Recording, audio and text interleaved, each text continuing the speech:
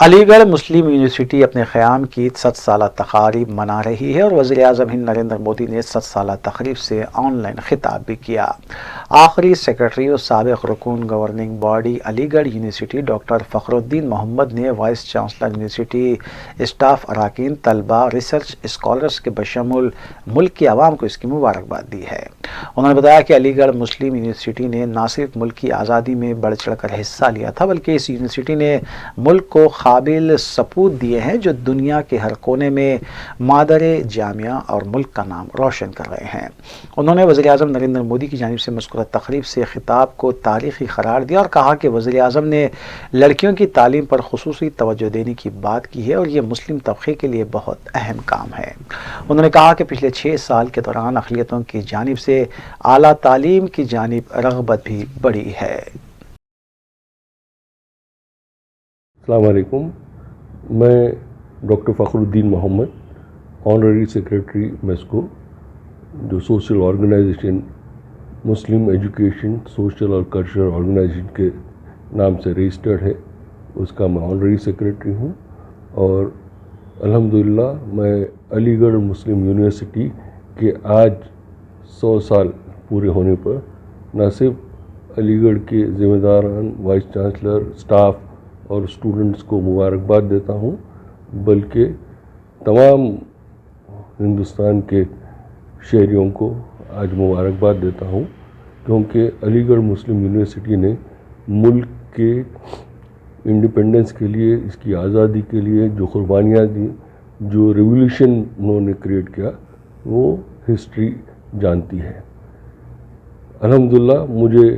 علی گڑھ مسلم یونیورسٹی کا سب سے بڑی گورننگ باڈی کوٹ ہے، اس میں 2 ٹرم یعنی 6 سال نمائندگی کرنے کا موقع ملا۔ اس زمانے میں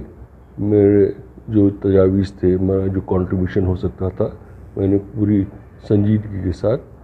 اس کو دیا ہے۔ آج ہم جب 100 سال اس کے مکمل ہو رہے ہیں، ہمارے ملک کے پرائم منسٹر صاحب نے آن لائن اس کو مخاطب کیا اور ایک کمیموریٹو پوسٹل اسٹیمپ بھی ریلیز کیا۔ میں ان کو مبارکباد دیتا ہوں اور علی گڑھ کے تمام ذمہ داروں کو مبارکباد دیتا ہوں کہ لال بہادر شاستری جو 64 میں علی گڑھ وزٹ کر کے وہاں کے اینول ڈے میں شریک ہوئے تھے، اس کے بعد جو پرائم منسٹر علی گڑھ کو ایڈریس کیا ہے وہ نریندر مودی جی ہے۔ میں ان کا شکریہ بھی ادا کرتا ہوں اور علی گڑھ کے تمام ذمہ داروں کو مبارکباد دیتا ہوں کہ ان کے غیر معمولی مصروفیات کے باوجود انہوں نے اس کام کو اہمیت دی اور اپنا ایڈریس اور اپنا خطاب نہ صرف وہاں کے فیکلٹی، اسٹاف اور اسٹوڈنٹس کو دیا، بلکہ تمام ایلومنائی جو علی گڑھ یونیورسٹی کے ملک کے علاوہ مختلف ممالک میں موجود ہیں، ان کو بھی بہت اچھا میسیج انہوں نے دیا۔ یہ گولڈن ورڈز ہیں ان کے،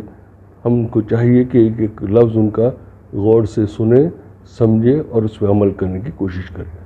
خاص طور سے ہمارے پرائم منسٹر صاحب نے بچیوں کی تعلیم کی طرف توجہ دلائی اور انہوں نے بتلایا کہ جو 70% سے زیادہ بچیاں ڈراپ آؤٹ ہوتی تھیں، وہ پچھلے 6 سال میں سوچھ بھارت کا جو اہتمام انہوں نے کیا، جو ٹوائلٹس کنسٹرکٹ کرایا ملک کے مختلف مقامات پہ، اس سے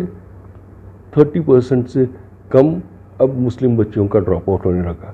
اس کی ایک اہم وجہ یہ رہی کہ اسکولس میں بھی خاص طور سے بچیوں کے لیے ٹوائلٹس کا اہتمام کیا گیا۔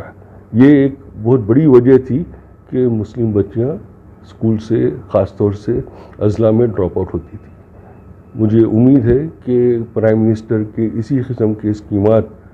سارے ملک کے لیے بہتر بنے